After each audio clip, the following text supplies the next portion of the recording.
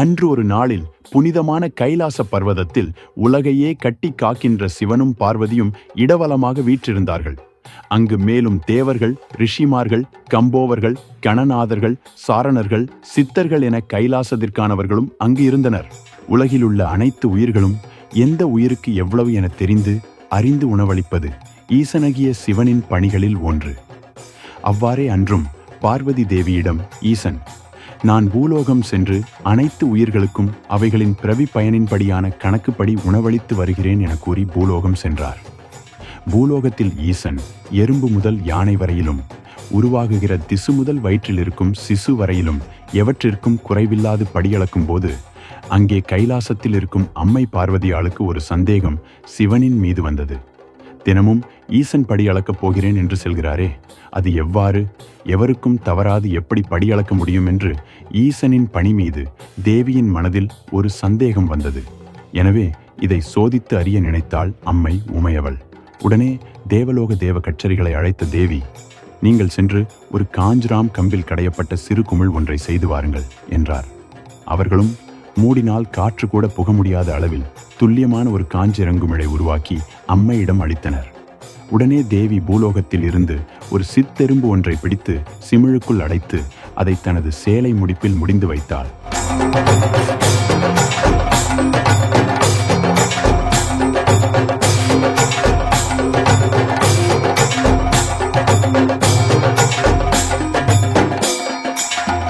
சிறிது நேரம் சென்றதும் ஈசன் அனைத்து உயிர்களுக்கும் படியளந்து மீண்டும் கைலாசம் வந்தார்.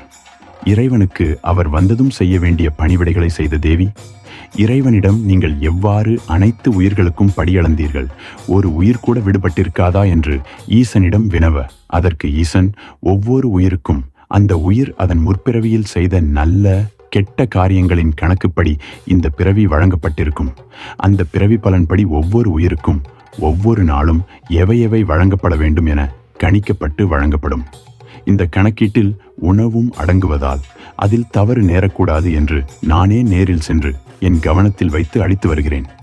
எனவே தவறவே தவறாது என்றார். உடனே தேவி உமையால் ஈசனிடம், ஈசனே, நீங்கள் பூலோகம் சென்ற பிறகு என்னிடம் ஒரு உயிர் அகப்பட்டு கொண்டது. அது ஒருவேளை உணவின்றி உங்களை நம்பி உயிரை கூட விட்டிருக்கலாம் என்று கூறிக்கொண்டே முடிப்பை பிரித்து சிமிழை திறந்து பார்க்க அதிர்ந்து போனாள். அங்கே அந்த சித்தெரும்பு வாயில் ஒரு திணை அரிசியை கவ்விக்கொண்டு குமிழுக்குள் சுற்றி சுற்றி வந்தது. அதனோடு இன்னொரு சித்தெரும்பும் துணைக்கு இருந்தது.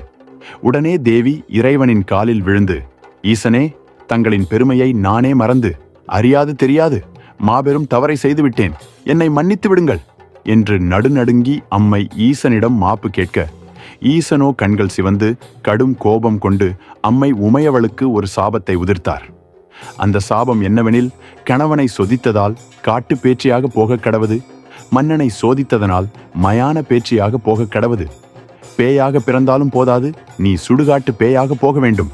பேச்சி என்று சொன்னால் தமிழில் பேய் என்று அர்த்தம். இப்படியாக பலவித சாபங்களை கொடுத்த சுவாமிகளிடம் அம்மை அழுது புலம்பியவாறே, ஈசனே, இந்த அகோரமான சாபம் எனக்கு எப்போது தீரும் என்று கேட்க, அதற்கு ஈசன், நீ பேச்சியாக மயானத்தில் நின்று என்னை நினைத்து மாபெரும் தவம ஒன்று செய்தால் நான் அங்கு ஒரு ஆண் குழந்தையாக நான் அவதாரம் செய்வேன்.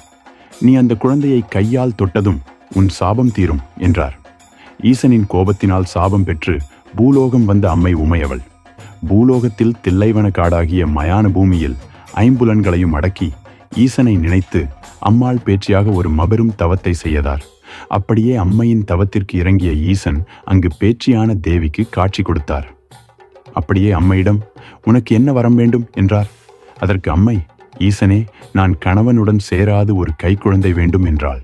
உடனே ஈசன், பெண்ணே, இந்த தில்லைவன காடாகிய மயான பூமியில் சிதையில் பிணம் கொடுஞ்சுடராக எரிந்து கொண்டிருக்கும் போது அந்த சுடரின் அருகாமையில் வந்து கண்களை மூடி முந்தாணி சேலையேந்தி என்னை நினைத்து நின்றால் ஒரு ஆண் குழந்தை அவதாரமாகும் என்றார். அப்படியே பேச்சி யாக அம்மை தவமிருக்க மயானத்தில் பிணங்கள் எரிந்து வரும் சுடரிலிருந்து சிவனின் திருவருளால் அம்மாவின் முந்தாணியில் சுடலை முத்துக்கள் வந்து விழுந்தன. அம்மா அவற்றை கூட்டி அள்ள அது ஒரு சதை பிண்டமாக உருவெடுத்தது. அந்த பிண்டத்திற்கு உயிர் உள்ளது, ஆனால் அதற்கு எந்த உறுப்புகளும் இல்லை. உடனே அம்மை இறைவனை நினைத்து அழுது புலம்பி, ஈசன் பிள்ளை வரம் கேட்ட எனக்கு ஒரு முண்டத்தை தந்துவிட்டீரே, நான் என்ன செய்வேன் என்று முறையிட ஈசனின் திருவருளினால் அந்த பிண்டம் அழகான ஒரு ஆண் குழந்தை வடிவம் பெற அம்மை மகிழ்ந்தாள். சுடரில் இருந்து உருவானதால் அந்த குழந்தைக்கு சுடலை என்று பெயரிட்டாள். சுடலை குழந்தையாக இருக்க அந்த குழந்தையின் அழகானது ஏறு நெற்றி கூர்ப்புருவத்துடனும் இருண்ட கண்கள், சிவந்த முகம், பவளம் போன்ற நிறத்துடனும் மாபெரும் அழகுடன் இருந்தது. உடனே அம்மை குழந்தைக்கு முத்தமிட்டு நெஞ்சோடு அணைத்துக்கொண்டு மயான பூமியில் வைத்தே சுடலைக்கு அமுதம் ஊட்டி குழந்தையுடன் கைலாசம் வந்தாள் அம்மை உமையவள். கைலாசம் வந்த மாய குழந்தை சுடலை நாளொரு மேனியும் பொழுதொரு வண்ணமுமாக வேகமாக வளர்ந்து வருகிறது. நாட்கள் செல்கிறது. அப்படியே ஒரு நாள் குழந்தைக்கு அமுது ஊட்டி தொட்டிலில் தூங்க வைத்துவிட்டு பார்வதி அரனுடைய பதிக்கு சென்று விட்டாள். அப்போது நாடு ஜாமம் 12 மணி. அந்த நேரத்திலே தொட்டிலில் இருந்த திரு குழந்தைக்கு ஒரு விதமான வாசம் தென்பட்டது. அது பிணம எரியும் வாடை.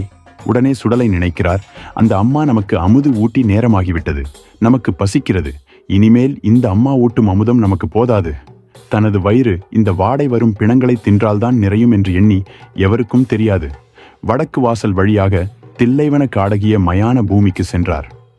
அங்கோ ஏகப்பட்ட பிணங்கள் எரு அடுக்கி எரிந்து கொண்டிருக்க அவற்றை பார்த்த சுடலை வெந்து கொண்டிருந்த பிணங்களின் வலது சுற்றி இடமாக வந்து எவ்வளவு வேண்டுமோ அவ்வளவு பிணங்களை தின்று அத்துடன் அங்கிருந்த பேய்களுக்கும் விருந்தளித்து பேயோடு பேயாக பேச்சு மகன் சுடலை நடனமாடினார். நேரமானது. அப்படியே கைலாசம் வந்து தொட்டிலில் குழந்தையாக படுத்துக்கொண்டார் சுடலை. அத்துடன் நில்லாது வயிறு பசிப்பது போல குவா குவா என்று அழுதார் சுடலை. குழந்தை அழுவது கேட்டு ஓடி வந்த பார்வதி அம்மாள் அப்படியே குழந்தையை அள்ளி அணைக்க குழந்தையின் வாயில் ரத்தம் வடிய பிணவாடையும் வீச பார்த்தாள் பார்வதி. ஐயோ என்று அலறி குழந்தையை வீசி எறிந்து, ஈசனே, இது என்ன சோதனை?